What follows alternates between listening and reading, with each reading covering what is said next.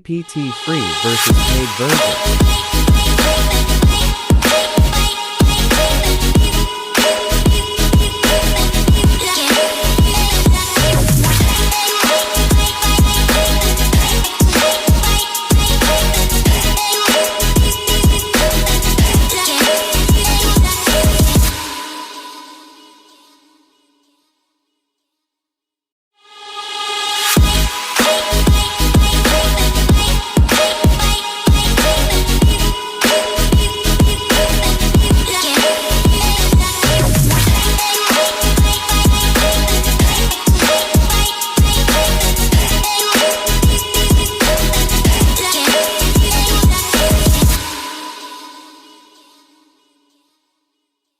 This was a speculated one, however you can still use ChatGPT for free. This update yet to go live. Give it to me like